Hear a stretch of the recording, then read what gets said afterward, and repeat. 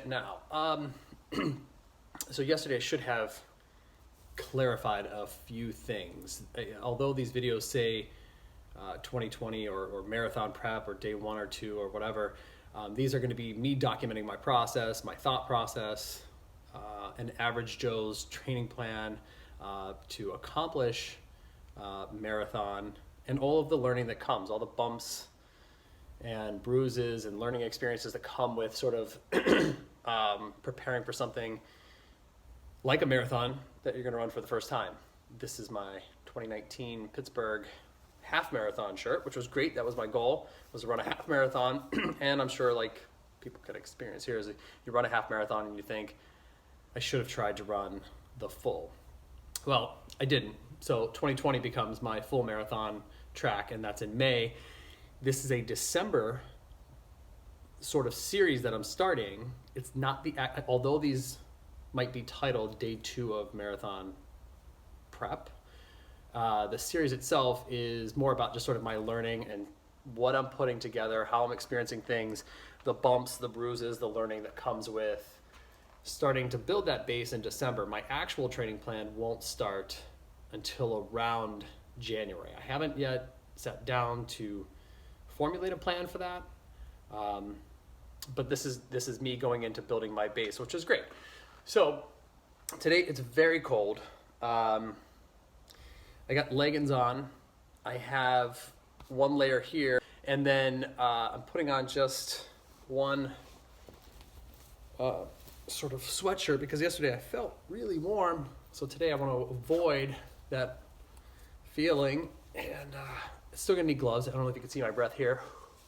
Probably see that, right? Just standing in the garage, we're looking at like 20 degrees to get out and accomplish a run. Now, my original intention was to do more of, well, I guess for me it's a longer run now, which is like anything long for me is like 7 to 10 miles feels like a longer run for me now, even though I know those things will become more intermediate.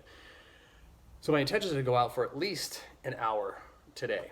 We'll see how that goes. I feel like I am going to need some gloves, obviously, and then I did bring along, because if I exceed that hour, I have a couple things. Yesterday I felt like I wore this gear here across the neck, and I just felt like I was overheated. So today I'm just switching to one cap. I'd love to hear how everybody else trains. Keep that over my ears as best I can. The gloves, and that should be about it. I will see you on the back end of this run.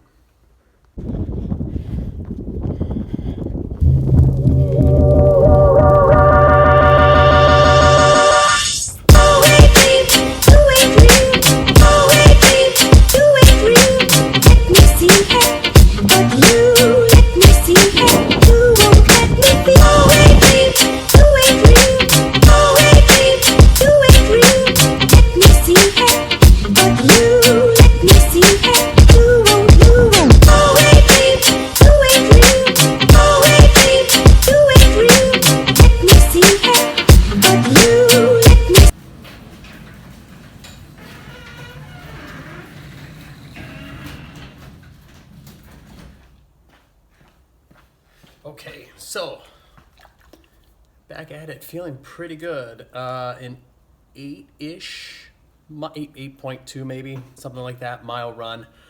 It got me thinking, the funny thing about goals, and I've said this before with colleagues at work about goal setting, and I said this about running myself, and I've talked about it already, I think twice in these videos, is, you know, I had these goals and these expectations, and I think everybody should set sort of realistic targets and goals and understand the habits and routines and systems that help you attain those goals. You know, and for me, when I wrote down that goal a few years back when I started, I was like, oh, 200 miles or 250 miles in a year seems like a logical goal for where I am. And I thought that that was realistic. And then I thought, oh, well, if I up that in 2019 to be a goal of like, you know, I think I said something like 500 miles for 2019. And around June, I realized, well, I'm already sitting at that 500 with another 6 months to go. So I've exceeded that, or we're 400 at that point. I've exceeded that, so what's another realistic target? And then I set it for 700, and I had a bad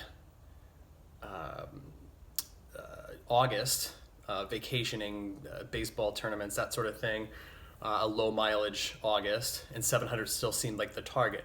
Had a good September and an even better October, and obviously an incredible November. So the new target quickly became, somewhere around September, the new target became 800 goals for the year. So I'm on pace to do that comfortably. So that's sort of big picture goal setting.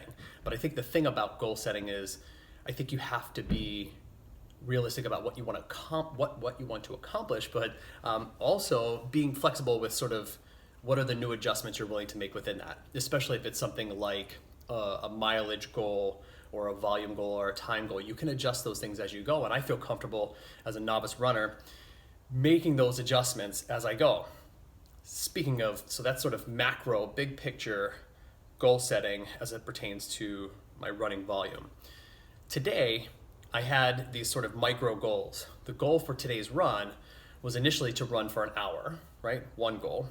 Another goal that I had was to concentrate on form. And there's a big bucket that goes into, and I listen to all these really talented people talk about form running, but sometimes when you're out there, you can really only take on one thing at a time. So today was just really a focus on visualizing my hamstrings as a pull muscle, which it is, and really making sure that my hamstring is what's getting my feet off the ground behind me, right? That was the only focus I had. Now, I didn't maintain that focus all 8 miles. I really was able to focus on it when either my mind started to wander in the podcast that I was listening to. I started to kind of catch myself at moments where I had moments in the podcast where I'm like, I was tuning out of the content there, and I was able to concentrate on my hamstrings. And then there were other times where I said, well, I'm going to give myself a target or a goal for the next mile to really be dialed into thinking about that muscle as a pull muscle and getting my foot off the ground. So I'm sure there are mileage in this run, in this segment, where my running is probably a little bit more efficient. And I don't know how I'll measure that. I'll just sort of look back at each mile and just sort of maybe the heart rate. The second goal that I had was the heart rate. So form, hour-long run, were the two big things. And then the third thing that I really wanted to concentrate on too was really getting to that zone 2 training. Now, I'm still learning a lot about being efficient in zone 2 heart rate training. And to be honest with you, I only use an Apple Watch, so I don't know that that's the clearest, best heart rate monitor for the work that I'm doing. I am looking in researching now getting a chest strap, and I haven't decided sort of which heart rate monitor chest strap I'll get. If you watch this and you know a lot about that, I'd love to hear your thoughts on that. But I tried to glimpse and make sure that I was staying in that sort of zone 2 heart rate. For me, a good heart rate on a run, like an 8-mile run, feels like right now, anywhere between 137 to 144 feels strong.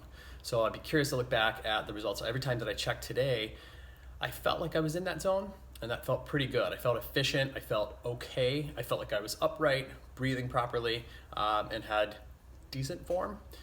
So those were the 3 big things. So goal setting, macro, big picture, be flexible, and giving myself permission to sort of adjust as I go. And then on the run, having sort of that focus. And I don't always have a focus. Sometimes you just get out there, pound out 5 miles because I'm in between things, or coming home from work and I've only got 27 minutes of daylight anyhow. So what are you going to get done anyhow? But today's one of those days where got to get a little bit of work done around the house and then get to a 2-hour baseball practice for my other team that I have. Last night was a focus on strength and conditioning and fundamentals in baseball practice with my older group. Tonight is the younger group from 1 to 3. So a little bit of time to get that done and get ready and prepared for that work. But big focus on goal setting, and I'll keep you posted as to how I adjust those goals, and maybe I'll do a little segment on goal setting and what that might look like for me going into a new year, into 2020, what that looks like, and then the sort of habits and routines that back those things up or support or create the infrastructure for me to get at those goals. So thanks for watching. I appreciate it.